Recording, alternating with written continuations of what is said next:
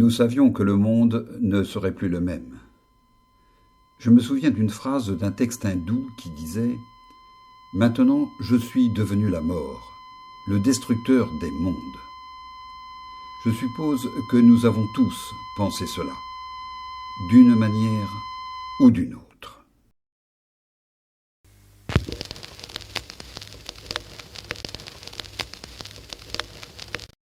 Vous avez confirmé, hier, que vos sympathies communistes étaient très fortes à une certaine époque.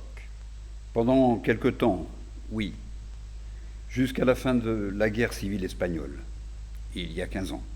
À ce moment-là, vous assistiez à des meetings organisés par les syndicats, vous aviez des amis, des connaissances communistes, vous apparteniez à une série d'organisations sympathisantes, vous lisiez des publications communistes, vous signiez des manifestes, vous faisiez des dons relativement importants qui passaient par des organismes communistes.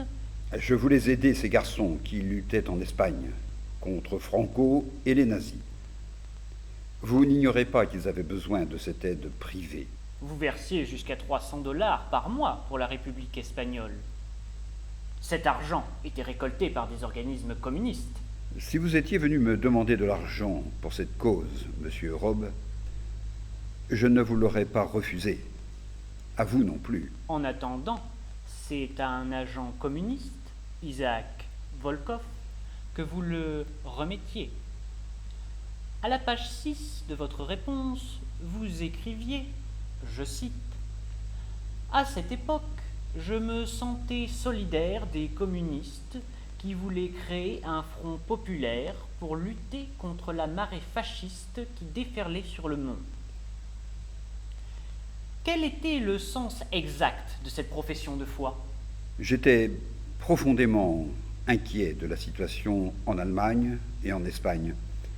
Et je voulais, dans la mesure de mes moyens, éviter que l'Amérique fût contaminée. Qu'est-ce qui vous inquiétait ?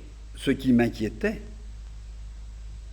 de voir le monde assister indifférent à ce qui se passait là-bas.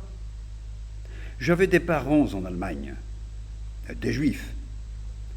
Je les ai aidés à venir aux États-Unis. Ils m'ont raconté ce qui se passait là-bas. Je comprends, monsieur Oppenheimer. Mais ne saviez-vous pas que pour les communistes, ce fameux front populaire était un cheval de Troie ? Que leur seul objectif était la conquête du monde ? Possible qu'ils voulaient cela. Je ne voyais pas un tel danger. J'étais uniquement préoccupé par cette vague qui montait d'Allemagne, d'Italie, du Japon, et qui déferlait sur le monde sans que personne ne s'en inquiétât. De là mes sympathies, les dons d'argent, les manifestes. Je n'étais pas seul à signer ces manifestes. Mon nom y voisinait avec les plus prestigieux d'Amérique. C'était un autre temps, monsieur. J'aimerais approfondir un peu ce point. Puisque vous étiez tellement d'accord avec les communistes en ce temps-là, pourquoi n'avez-vous jamais adhéré au parti ? Parce que je n'aime pas que d'autres réfléchissent à ma place. Cela choque ma conception de l'indépendance intellectuelle. L'idée ne vous est jamais venue de vous faire membre du parti ? Non. Et vos amis communistes n'essayaient pas de vous embrigader ? Non. Comment expliquez-vous cela ? Ils me connaissaient. De la part des communistes, c'est un bon calcul quand on y réfléchit. Les hommes influents leur sont plus utiles en marge du parti. Je n'ai pas d'opinion là-dessus. Je ne suis pas spécialiste en cette matière. Vous voulez dire en matière de tactique communiste ? Vous ne vous considérez pas comme spécialiste en matière de communisme ? C'est ce que je veux dire, monsieur Rollander. Quand je suis arrivé à Berkeley, mes sympathies, je le répète, étaient à peu près éteintes.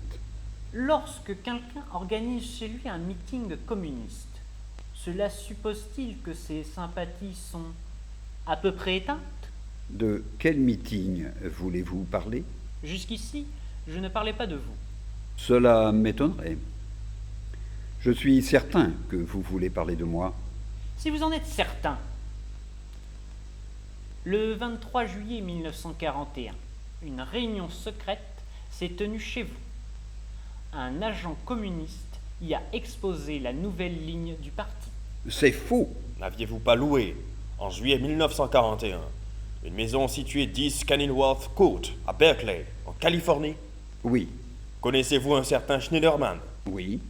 Est-ce un agent communiste? Oui. Où l'avez-vous connu? Sans doute chez Aiken Chevalier, à une soirée littéraire. Chevalier venait-il souvent chez vous? Oui. Et Joseph Weinberg? Également. 2 témoins ont déclaré qu'une réunion communiste a eu lieu chez vous le 23 juillet ou peu de temps après, qu'au cours de cette réunion, Schneiderman a exposé la nouvelle ligne du parti à la suite de l'entrée en guerre de la Russie soviétique. Étaient présents à cette réunion Aiken Chevalier, Joseph Weinberg, le professeur Oppenheimer et Madame Oppenheimer. C'est totalement faux. Habitiez-vous à cette époque une maison de style espagnol, avec des boiseries peintes? Oui. Dans le hall, il y avait un lustre en verre de Venise, bleu. Oui. Près de la cheminée, un cheval de carrousel, rouge. Oui. Les témoins se sont souvenus de ces détails. Peut-être avez-vous tout simplement oublié cette réunion, monsieur Oppenheimer. Monsieur Robb voudrait-il nous dire, Monsieur le Président, quels sont ces témoins? Paul Crouch et sa femme. Ce Crouch, dont il a déjà été question? En effet, monsieur Evans. Monsieur le Président, je demande que ces témoins soient entendus. Malheureusement, cela est impossible. Pourquoi?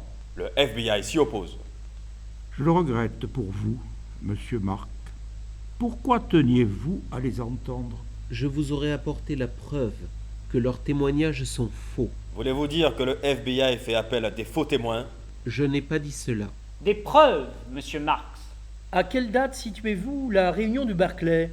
Le 23 juillet 41, ou peu après. Pourriez-vous préciser? Entre le 23 et le 30. Le professeur Oppenheimer et sa femme ont quitté Berkeley le 20 juillet. Entre le 20 juillet et le 10 août, ils étaient à New Mexico. Vous trouverez là le nom des hôtels où ils sont descendus et la liste des gens qu'ils ont rencontrés pendant ces 21 jours. Je vous avais mis en garde contre Paul Crouch, monsieur Robb. Il ne vaut pas son prix. Je vois qu'aucun détail n'a été négligé pour établir que monsieur Oppenheimer n'était pas à Berkeley pendant la période qui nous intéresse. En effet. Et cela sans savoir préalablement que ce point serait soulevé. Nous avons fait le même travail pour tous les déplacements de monsieur Oppenheimer. Félicitations. On comprendra un jour que ceci n'est pas le procès d'Oppenheimer, mais de notre système de sécurité. Oppenheimer est un ami. Pendant des années, j'ai été l'avocat conseil de la Commission de l'énergie atomique. Je connais donc bien le problème. S'il devait condamner Oppenheimer, ce serait la condamnation de tout notre système de sécurité, car il apparaîtrait alors clairement que la science est vendue aux militaires et que les savants ne peuvent plus prétendre à la moindre indépendance.